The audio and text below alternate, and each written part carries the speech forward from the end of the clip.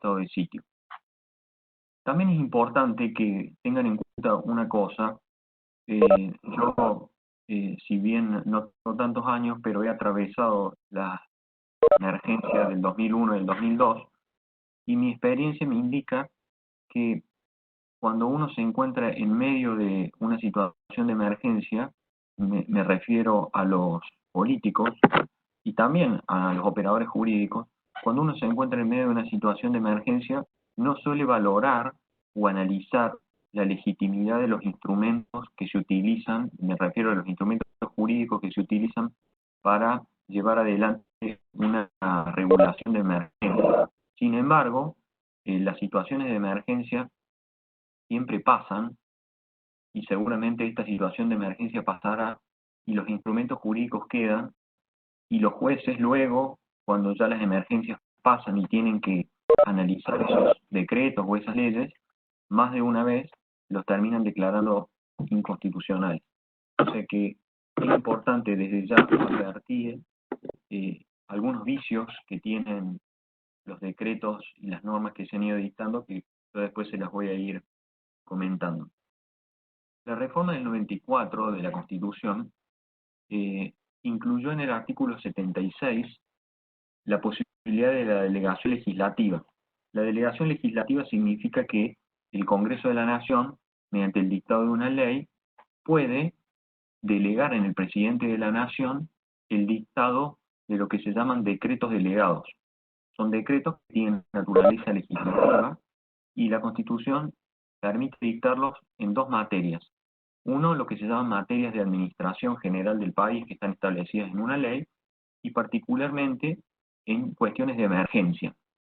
Es decir, que cuando hay situaciones de emergencia, el Poder Legislativo debe dictar una ley y declarar la emergencia y luego establecer las bases de la delegación, un plazo y autorizarle al presidente de la Nación a dictar durante ese plazo y dentro de las bases de la delegación, que viene a ser el límite material,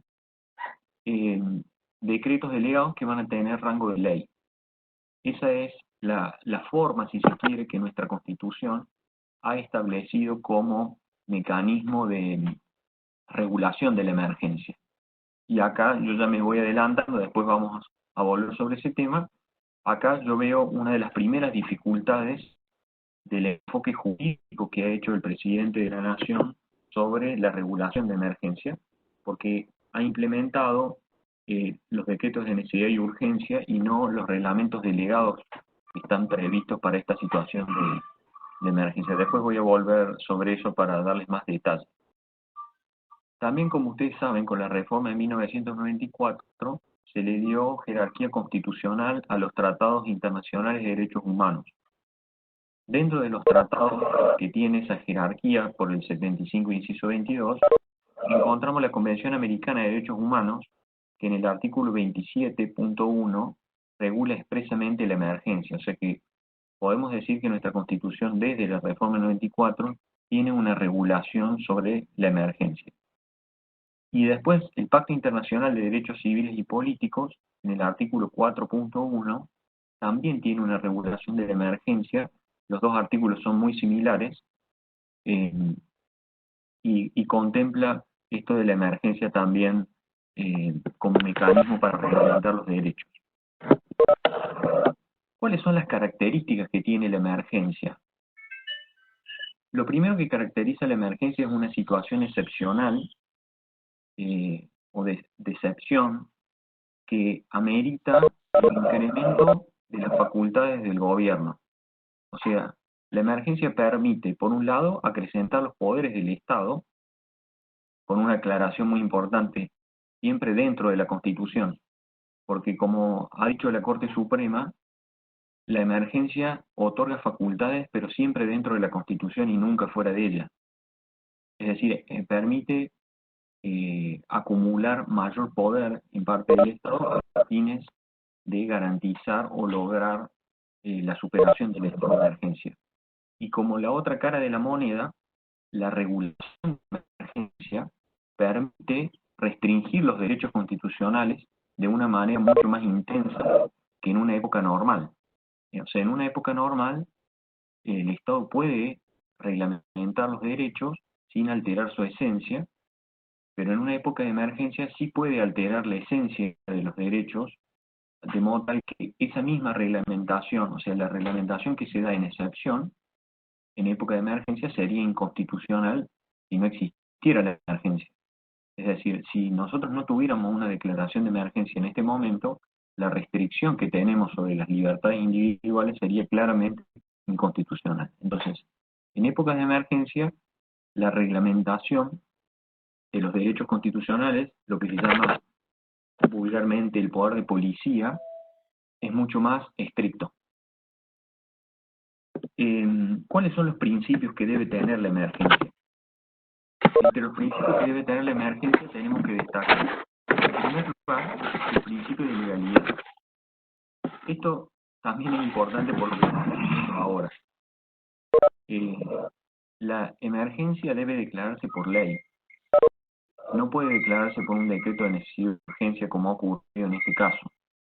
Ya después voy a repasar los diversos instrumentos normativos, pero me interesa mucho que puedan focalizar en este aspecto. Siempre la emergencia o el estado de excepción requiere el dictado de una ley. Esto está claro en los fallos de la Corte Suprema, también del artículo 14 y 76 de la Constitución, que claramente establece a los reglamentos delegados como una manera de regular los instrumentos que se dan en materia de emergencia. Otro de los principios es el de la excepcionalidad, como les había dicho. Tiene que haber una situación extraordinaria, debe haber un hecho extraordinario que justifique la regulación de emergencia. No cualquier situación puede justificar la emergencia. Si bien es cierto que en Argentina, como yo les decía, hace muchos años que vivimos en emergencia y si se quiere la emergencia se ha convertido en algo normal, ¿no? Piensen, por ejemplo, que durante el 2002 hasta que terminó el mandato de Cristina Fernández de Kirchner, todos esos años los vivimos en emergencia, ¿no? Todos los años el Congreso prorrogaba la emergencia.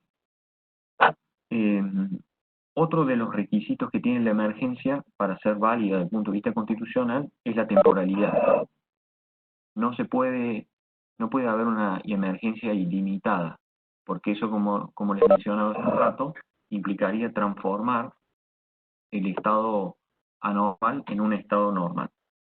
Otro de los principios es el de la razonabilidad y la proporcionalidad. La razonabilidad significa que tiene que haber una relación de adecuación entre los medios y los fines. Es decir, el medio escogido para lograr paliar los efectos de la emergencia debe ser adecuado. Acá me parece un punto central para analizar sobre la situación actual.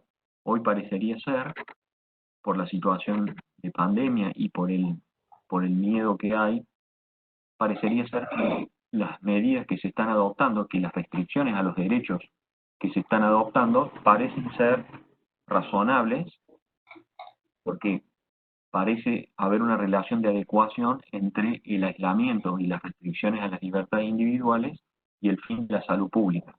Pero, con el correr del tiempo, veremos si las medidas fueron realmente adecuadas o si fueron desproporcionadas. Cuando hablamos de desproporción, cuando el medio elegido es excesivamente gravoso. Y este me parece un punto central, porque las medidas que ha adoptado el gobierno nacional en algún punto aparecen como excesivamente gravosas, ¿no? La imposibilidad de trasladarse, la imposibilidad de llevar adelante las actividades laborales, muchas de las cuales no tienen problema de contagio porque se realizan en soledad. Pensemos en una persona que realiza actividades de jardinería, realmente no tiene ningún peligro de contagio y la restricción a ese derecho puede aparecer desproporcionada. Pero como les decía hace un momento, todas esas cuestiones se irán analizando con el correr del tiempo.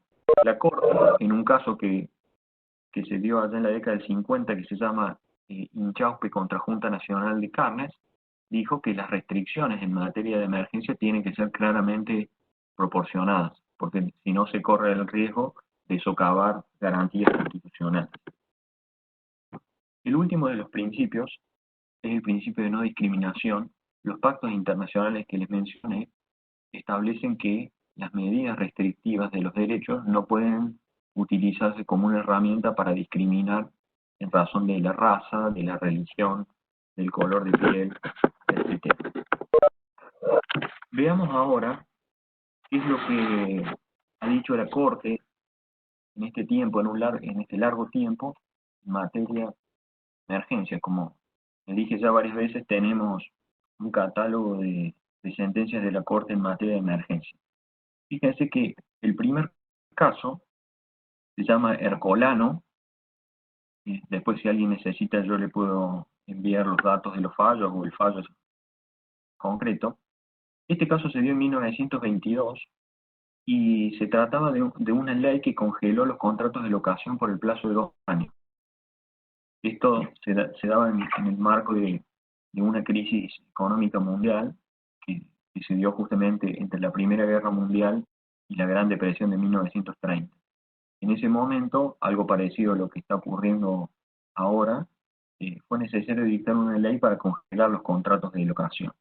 La Corte, por primera vez, analiza la emergencia, el poder de policía de emergencia, ya venía analizando las facultades de poder de policía en épocas normales, en aquel caso de 1800, cuando ordenó cerrar los saladeristas eh, para evitar situaciones de salubridad.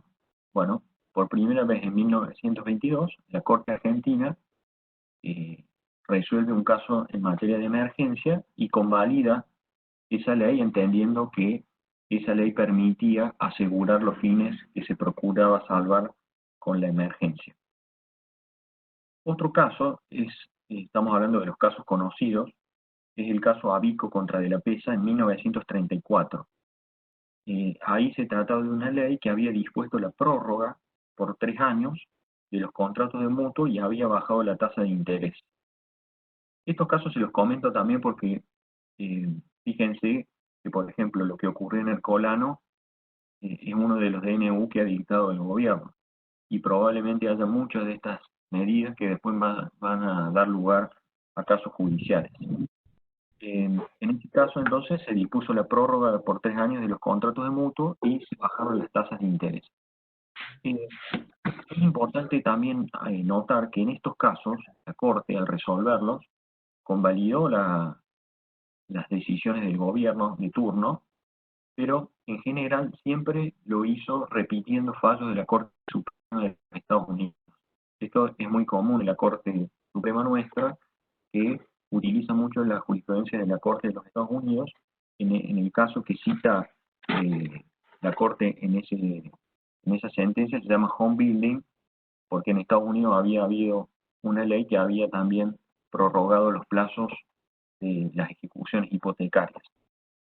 Entonces la Corte echó mano a ese antecedente y le sirvió para convalidar y seguir adelante con la política pública en materia de emergencia. Otro caso conocido es de 1960 y se llama Cine Callao. En ese supuesto había una ley que había establecido la obligación a los dueños de las salas cinematográficas, de los cines. Antes se pasaban 2 películas y entre película y película, por ley, se había impuesto la obligación de contratar lo que se llamaban números vivos.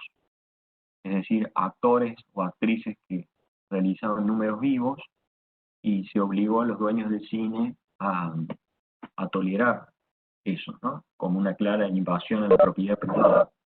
El dueño de Cine Callao inició una demanda que llegó a la Corte y la Corte dijo que era totalmente constitucional, porque se procuraba salvaguardar una situación de crisis económica y promover el trabajo a un sector que estaba claramente desprotegido. Ahí hay unos votos en disidencia de 2 jueces muy importantes que entendieron que era una clara violación a la propiedad privada y que no podía tolerarse. Sin embargo, la mayoría de la Corte, como les dije, convalidó esa ley de emergencia.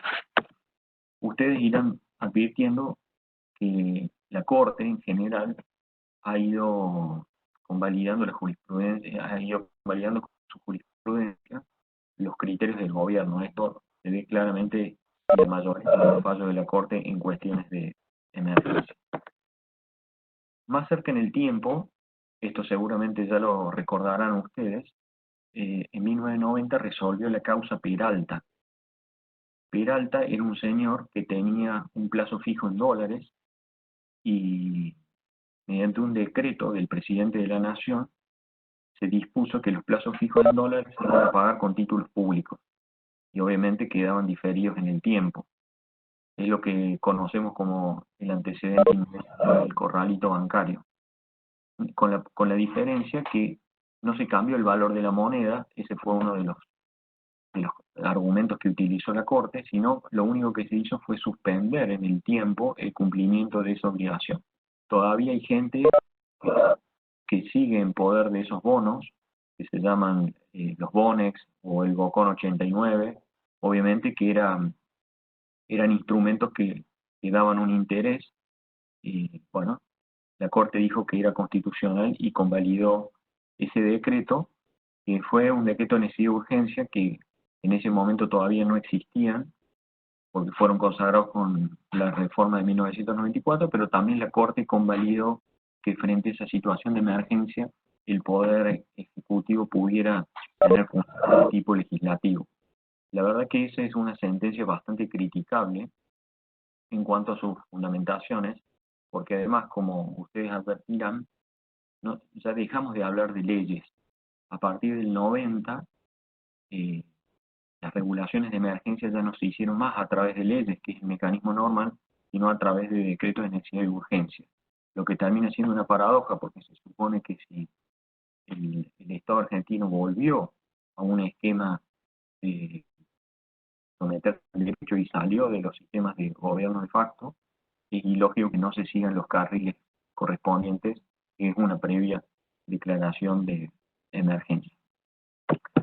Si seguimos avanzando, llegamos al año 2001, donde la Corte, esto fue a fines del 2001 y en febrero del 2002, la Corte resuelve un caso que se llama Smith. Ahí lo que se discutía era la especificación de los depósitos bancarios, la indisponibilidad de los depósitos bancarios mediante el decreto 1570 del 2001. Fue el decreto que se dictó en diciembre del 2001, mediante el cual se dispuso que no se podían retirar los fondos que estaban en los bancos, solamente se fueron liberando retiros semanales. Smith inició esta demanda contra el Estado Nacional y la Corte Suprema, en febrero del 2002, dijo que la emergencia y el decreto hacían que ese instrumento de emergencia fuera inconstitucional. Por primera vez en la historia de la jurisprudencia de la Corte va en contra del gobierno en materia de emergencia. Acá hay un dato importante para destacar, no es un argumento jurídico sino político, que cuando el gobierno de Duhalde asumió, empezó a hacer planteos de juicio político a los jueces que estaban en la Corte, que eran integrantes de lo que se llamaba la mayoría automática, que habían sido designados por Menem. Entonces, al momento de resolverse el caso Smith, la mayoría de los jueces que integraban la Corte de 9 miembros tenían pedidos de juicio político por el Poder Ejecutivo. Entonces, la lectura política que se hizo de eso fue que en realidad el caso Smith fue una afrenta política de la Corte en contra del Poder Ejecutivo, en base al pedido de juicio político que se había hecho. Desde el punto de vista jurídico, el caso de Smith es importante porque por primera vez en la historia constitucional de la emergencia se analizaron los hechos que habían dado lugar a la emergencia. Esto que puede parecer obvio, antes no era así, porque los jueces repetían que los hechos que daban lugar a la emergencia no eran una cuestión justiciable, sino que eran una apreciación política por parte del Congreso o del Poder Ejecutivo. Es decir, ellos rehusaban intervenir como una causal de deferencia hacia el poder político, analizar si los hechos que el poder político había valorado para declarar la emergencia eran o no válidos. Bueno, en Smith, la Corte hace un análisis de los hechos y señala de que desde su perspectiva no se justificaba una declaración de emergencia y por ende entonces hace una declaración de inconstitucionalidad.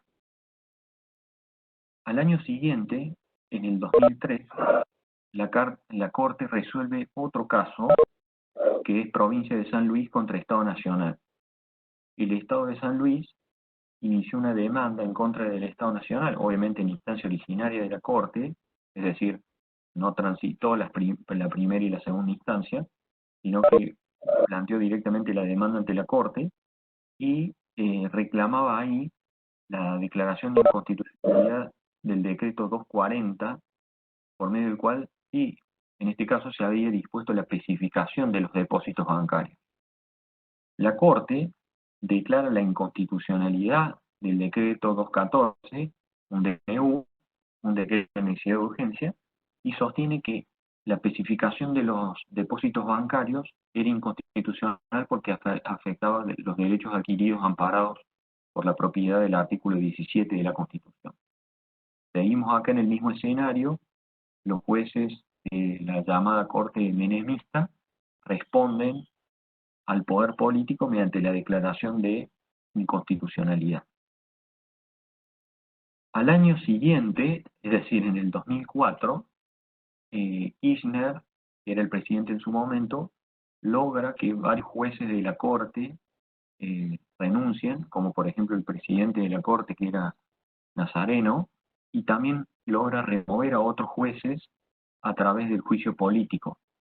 Uno de ellos fue Bogiano, que transitó el juicio político, y otro de los jueces fue Moline O'Connor, que también le inició juicio político, pero renunció en el camino o se acogió al beneficio jubilatorio.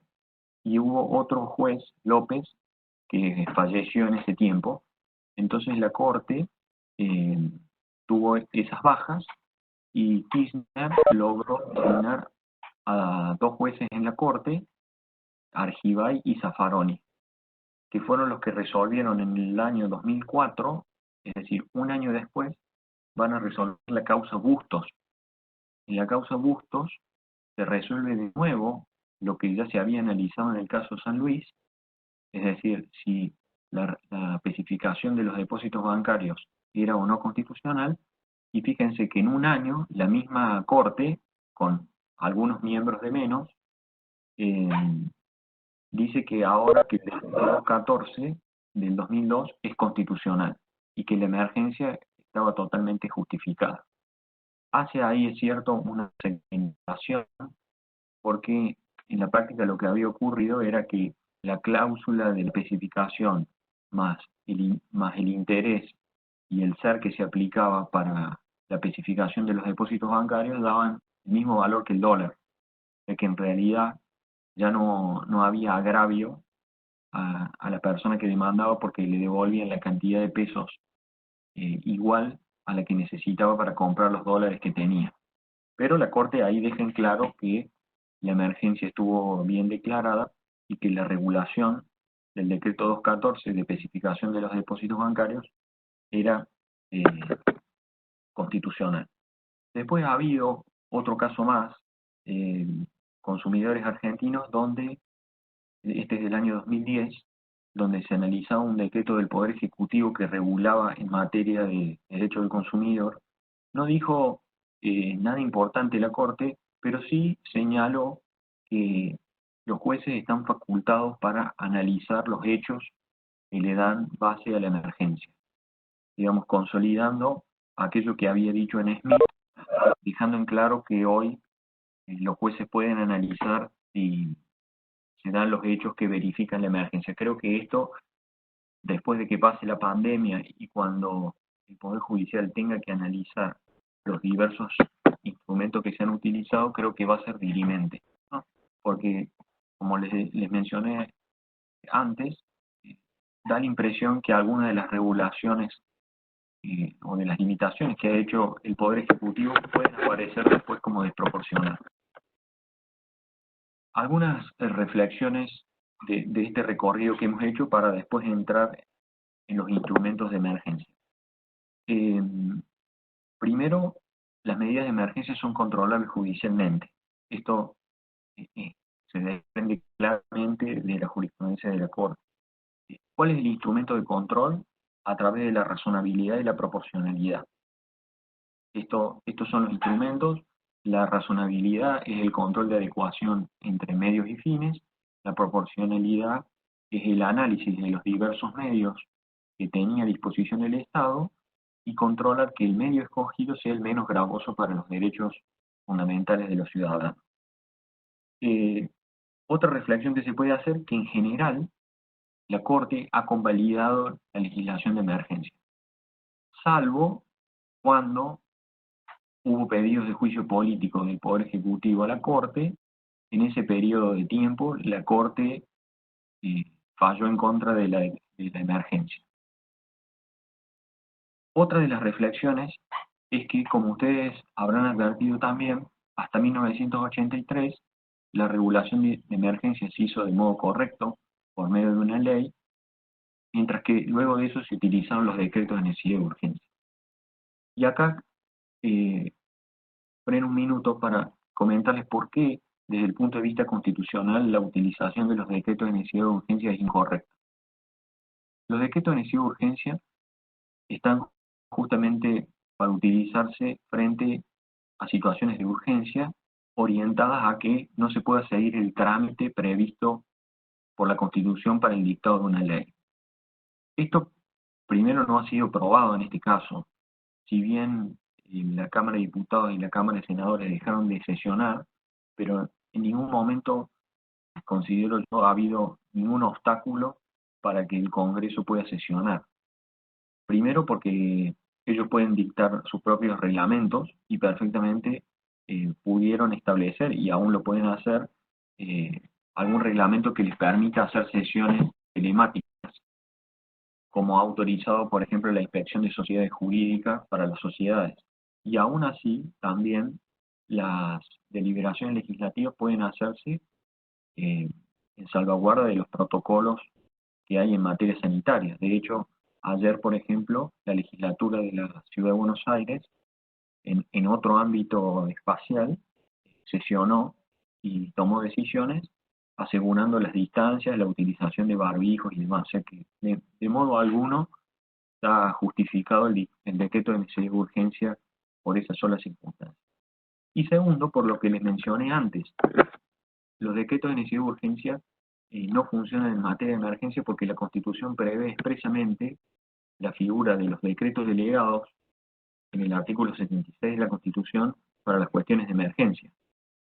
Entonces, me parece que ese suele ser un error que también lo ha marcado la Corte, no en casos de emergencia, sino en los casos donde analiza la cuestión de los decretos de necesidad y urgencia.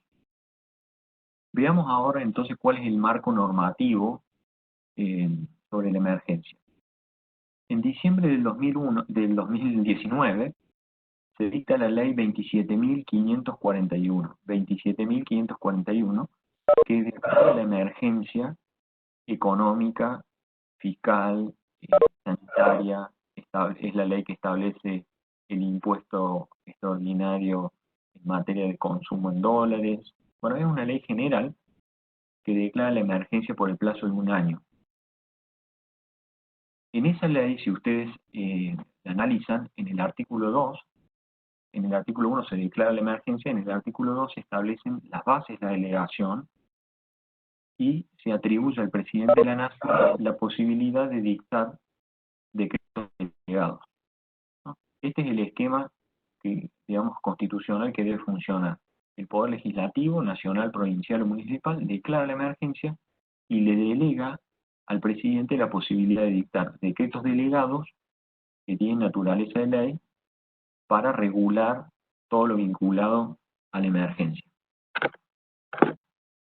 Sin embargo, el presidente de la Nación con el DNU 260 del año 2020, ahora de marzo, alude a la ley 27.541, la ley de emergencia, pero en vez de pedirle al Congreso que declare la emergencia por la pandemia del coronavirus, decide por un decreto de necesidad de urgencia ampliar la emergencia. A mi modo de ver, eso constituye un error constitucional. Primero porque no puede, como les dije, dictar un decreto de necesidad de urgencia porque ya hemos repasado que la emergencia necesita una ley en sentido formal. No basta con un decreto de necesidad de urgencia, tiene que haber una ley en sentido formal. Y por otro lado, podría haber utilizado la plataforma de la ley 27.541 para regular la cuestión sin hacerlo mediante un decreto de necesidad de urgencia. Este punto se está advirtiendo por los constitucionalistas como un punto débil que puede dar lugar luego a declaraciones de constitucionalidad. Después se dictó el decreto de necesidad de urgencia 297 que dispuso el aislamiento. Acá de nuevo, este decreto tiene el mismo vicio, es no haber utilizado la plataforma constitucional de los reglamentos delegados. Pero además tiene otros efectos constitucionales, como por ejemplo el establecer una sanción una sanción de tipo penal, no queda claro. En el artículo 4, fíjense que a los que violen el aislamiento les establecen una infracción, que no se sabe si es penal o si es de tipo contravencional, que es lo que está ocurriendo en todo el país. Hay más de 5.000 personas detenidas por violar el aislamiento, o como se llame la cuarentena, y mucha gente a las cuales se le ha incautado el vehículo. No se sabe si se trata de un decomiso por considerar que se está cometiendo un delito mediante ese instrumento, o si se trata de un decomiso originado por una infracción administrativa. Esto yo creo, imagínense, ahí tenemos 50 causas, 5.000 detenidos, 5.000 causas penales, donde esto se va a tener que analizar, y como ustedes saben, en materia penal y contravencional rige el principio de legalidad formal. O sea, mediante un decreto de necesidad de urgencia no se puede crear un tipo penal ni tampoco un tipo eh, contravencional. Es decir, que la plataforma que se está utilizando en materia de emergencia es bastante cuestionable desde el punto de vista constitucional. Hay muchos otros decretos, por ejemplo, el decreto de necesidad de urgencia que suspende eh, los plazos de los contratos de alquiler o que suspende los despidos. Bueno, todos esos decretos también merecen cuestionamientos porque, por ejemplo, el que dispone la suspensión de los despidos también viola el principio de legalidad porque es una cuestión de derecho común que debe regularse por ley conforme el artículo 75, inciso 12 de la Constitución. Después quería remarcar, porque les puede ser de utilidad, que mediante el decreto de necesidad de urgencia 298 de este año se suspenden todos los plazos del procedimiento administrativo. Lo digo por si ustedes están realizando trámites en sede administrativa nacional, todos los plazos están suspendidos, ese decreto después fue prorrogado por otro hasta el día de la fecha. Y a nivel provincial también se hizo lo mismo, pero mediante otra figura, que es la declaración de inhábiles desde el 17 de marzo en adelante, se hizo mediante el decreto 195 y después fue prorrogado mediante el decreto 235 del gobierno provincial. Y lo último que quería apuntarles, ustedes ya se habrán enterado por otro lado, es que mediante la decisión administrativa 450, las decisiones administrativas son las resoluciones que dicta el jefe de gabinete de ministros de la Nación, se llaman decisiones administrativas. Se declaró a la actividad notarial como actividad esencial, ¿no? Y se estableció ahí una serie de cuestiones vinculadas al ejercicio profesional de ustedes. Bueno, ese es el recorrido sobre la cuestión de la emergencia.